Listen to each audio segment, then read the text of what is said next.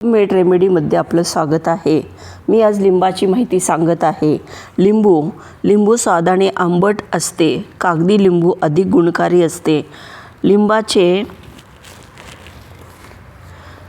अर्क काढले जातात. त्याचे सरबत तसेच लोणचेही केले जाते.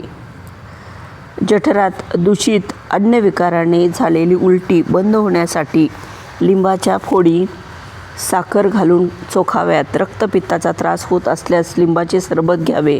लिंबाचा रस व पाण्याच्या गुळण्या केल्या असता दाताच्या हिरड्या ठिसूळ होऊन रक्त निघण्याचे प्रमाण कमी होते.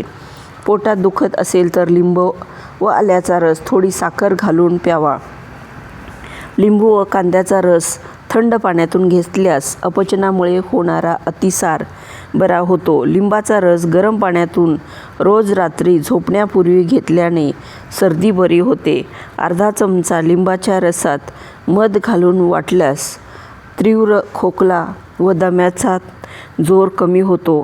लिंबाचा रस थंड पाण्यातून सकाळी घेतल्यास मलावरोध दूर होतो. किंवा रात्री झोपण्यापूर्वी लिंबू साखर पाणी घेतल्यासही बद्धकोष्ठता दूर होते व मलशुद्धी होते. लिंबाच्या रसात थोडे सैंधव घालून रोज प्यायल्याने मूतखडा विरघळतो. सुक्या लिंबाची राख करून ती मधामधून घेतल्यास उचकी बंद होते. हिरड्यांमधून रक्त येत असल्यास लिंबाचा रस बोटावर घेऊन हिरड्यांवर चोळावा.